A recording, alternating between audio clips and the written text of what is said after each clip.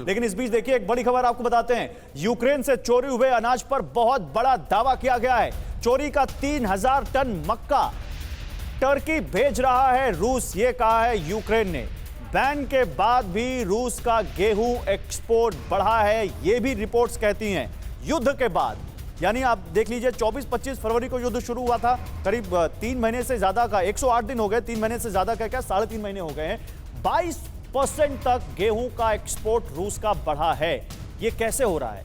रूस कहां से ला रहा है इतना गेहूं? इसको लेकर बहुत सारे आशंकाएं जताई जा रही हैं। यह आशंका जताई जा रही है कि क्या रूस यूक्रेन का अनाज चुरा रहा है, क्या रूस यूक्रेन का गेहूं चुरा रहा है। देखिए आपको दिखाते हैं, चोरी के अनाज सप्लाई में जुटा रूस, ये दावे किए जा रहे हैं। सेवेस्टोपोल, लेबनान, टर्की, सीरिया, इजिप्ट यानी जिसको मिस्र भी कहते हैं, इन सब जगहों पर रूस से गेहूं जा रहा है।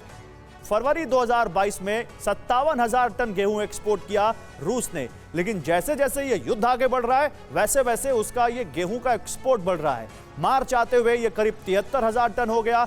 सेवेस्टोपोल का जो पोर्ट है वहां से सीरिया, लेबनान और इजिप्ट, टर्की, यहां पर जो गेहूं जा रहा है रूस से, अप्रैल में ये करीब 73,500 टन हुआ।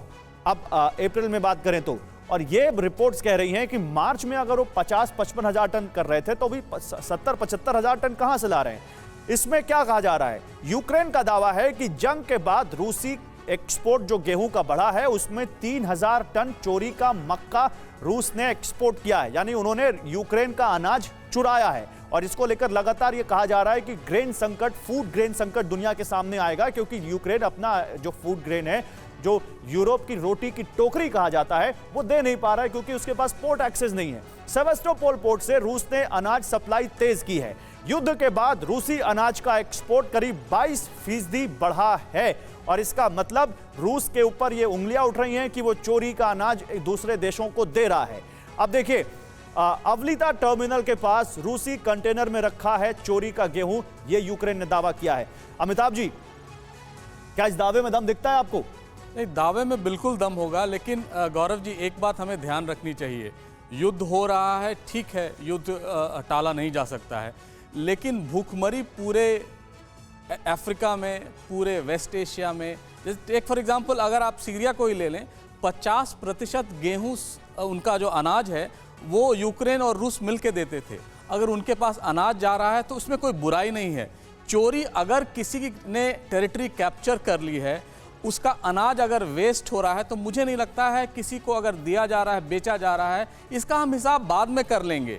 ये टेरिटरी उनके कंट्रोल में है, ये युद्ध की स्थिति है, अनाज बर्बाद होने से। अच्छा, मेरे पास समय कम है, मैं जल्दी से एक सवाल आपसे इसी से पूछ लेता हूं। जनरल सिन्हा, क्या रूस के पास ये सबसे बड़ा तरीका है आर्म ट्विस्ट करने का यूरोपियन कंट्रीज और अमेरिका का, कि हम देखो फूड ग्रेन संकट पैदा हो रहा है, तुम हमारे ऊपर सैंक्शन नहीं हटाओगे तो ये संकट और सीवियर होगा?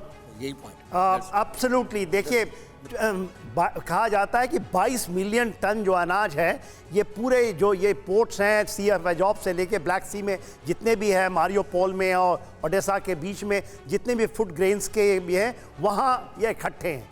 देखिए, उसका 2 है। रशिया ने खुले तौर पे कह दिया, एक है डी माइनिंग, जो बहुत ज़्यादा माइनिंग कर रखा है, और ये माइनिंग इस लड़ाई के दौरान नहीं हुआ है, क्योंकि यूक्रेन को पता था कि ये होने वाला है और पूरे विश्व को पता था, सब जानते थे कि ये लड़ाई होगी। उस समय उन्होंने पूरी माइनिंग कर रखी है ब्लैक सी की, तो कहते हैं डी माइनिंग आपको करिए। समय खत्म हो चुका है, जल्दी कि आप हमारे पास सैंक्शन उठाइए, हम पूरा का पूरा अनाज खोल देंगे, आप बेचिए।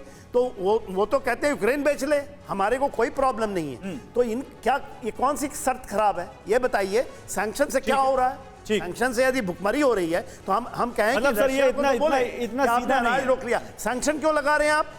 मतलब यही बात है कि पॉलिटिक्स यहाँ भी है, यहाँ भी वो you can't see it like a black and white, यहाँ भी बहुत ग्रेइश एरिया है जिन पर आपको ध्यान देना पड़ेगा।